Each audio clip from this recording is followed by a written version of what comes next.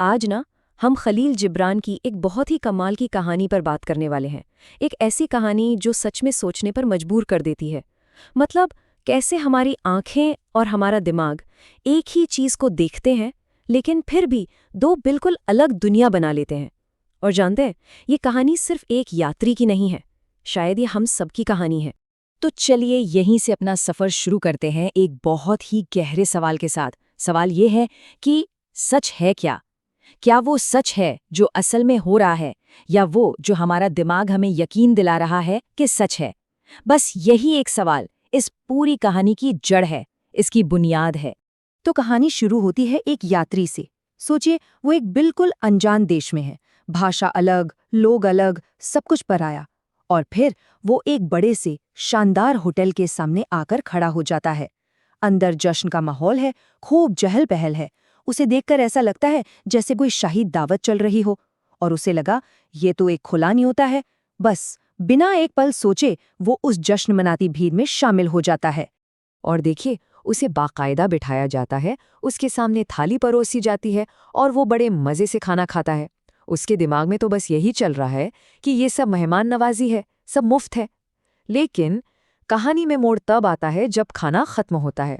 बैरा उसके पास आता है और उसके सामने एक कागज़ रख देता है, एक बिल। बस यहीं से शुरू होता है गलत फहमियों का वो सिलसिला जो थमने का नाम ही नहीं लेगा। तो ये है पहला टकराव, हकीकत और भ्रम का। देखिए, जो कागज असल में खाने का बिल था, हमारे यात्री ने उसे क्या समझा? उसे लगा कि ये तो एक धन्यवाद पत्र है, उसकी इतनी अच्छी मेहमान नवाजी के लिए लिखा गया एक थैंक यू नोट। और बस यहीं से दो बिल्कुल अलग अलग सच्चाइयां, दो अलग अलग दुनियाएं एक साथ चलने लगती हैं। वो अपने मन ही मन में इतना खुश है, सोच रहा है, वाह क्या शहर है यार, लोग कितने अच्छे हैं, कितनी मेहमान नवाजी करते हैं। और अपनी इसी खुशी और एहसान को जताने के लिए वो बैरे के सामने बार बार झुककर उसे सलाम करने लगता है। उसे तो जरा भी अंदाजा नहीं है कि असल में चल क्या रहा है।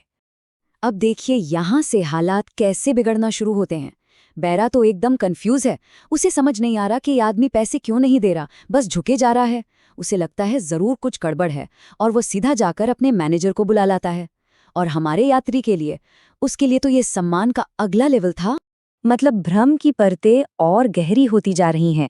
जैसे ही मैनेजर सामने आता है, यात्री को लगता है, अरे वाह, अब तो खुद इस महल का मालिक मुझसे मिलने आया है। और वो तो और भी ज्यादा झुक झुक कर उसकी तारीफें करने लगता है।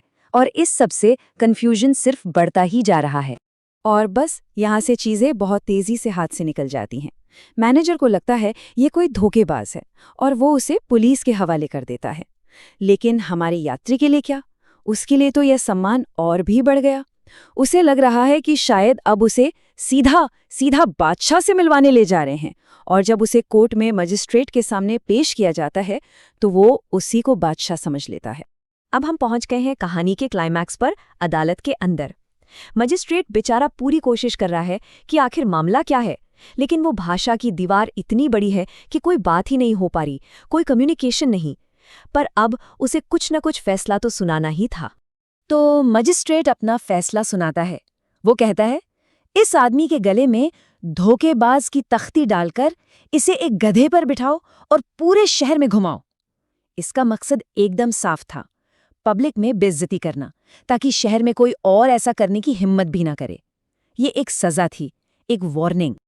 लेकिन अब देखिए, इस फैसले की हकीकत और हमारे यात्री की सोच में कितना कितना जमीन आसमान का फर्क था। जैसे ही उसे गधे पर बिठाया जाने लगा, उसकी आंखों से खुशी के आंसू छलक पड़े। उसे लगा, अरे वाह, ये तो सम्मान की हद है, मेरे लिए जुलूस निकाला जा रहा है। ऐसा सम्मान तो सिर्फ बड़े बड़े नेताओं को ही मिलता है। तो अब जुलूस निकल रहा है, उसे गधे पर बिठाकर पूरे शहर में घुमाया जा रहा है। और वो तो गर्व से फूला नहीं समा रहा। उसके पीछे पीछे बच्चे शोर मचा रहे हैं, चिल्ला रहे हैं, और उसे लग रहा है कि ये सब उसकी शान में हो रहा है। और तभी उस भीड़ में उसे एक जाना पहचाना चेहरा दिखता है, कोई उसके अपने ही देश का। और ये है इस कहानी की आखिरी और शायद सबसे दुखद गलतफहमी। उसका वो हमवतन जो वहां की भाषा जानता था, वो अपने देश के आदमी को इस बुरी हालत में देखकर शर्म से पानी पानी हो गया। उसने अपना सिर झुकाया और चुपचाप भीड़ से निकल गया ताकि कोई उसे इसके साथ पहचान ना ले। पर गधे पर बैठे हमारे यात्री ने क्या सोचा? उसने सोचा कि वो आदमी उसके इतने बड़े सम्मान को देखकर जलन के मारे, ईर्ष्या के मारे सिर झुकाकर जा रहा है। तो आखिर ये कहानी हमें कहाँ लाकर छोड़ती है? ये हमें एक ऐसी जगह पर लाके खड़ा करती है जहाँ शब्द बेमतलब हो जाते हैं, जहाँ कम्युनिकेशन का, संवाद का कोई जरिया ही नहीं बचता। और जब ऐसा होता है ना, तो हम उन खाली जगहों को अपनी सोच से, अपनी कल्पनाओं से भरने लगते हैं। इसी चीज को हम संप्रभु भ्रम कह सकते हैं। ये एक ऐसी हालत है जब हमारा दिमाग बाहर की दुनिया से मिल रहे सिग्नल को ठीक से समझ नहीं पाता और फिर वो उन्हें अपनी उम्मीदों के हिसाब से, अपनी इच्छाओं के हिसाब से मोड़कर एक पूरी की पूरी अलग ही हकीकत बना लेता है। एक ऐसी हकीकत जो सिर्फ और सिर्फ हमारे लिए सच होती है। तो इस पूरी कहानी से हमें सीखने को क्या मिलता है? पहली बात कि अगर एक कॉमन भाषा ना हो तो सारे शब्द सिर्फ आवाजें हैं और कुछ नहीं।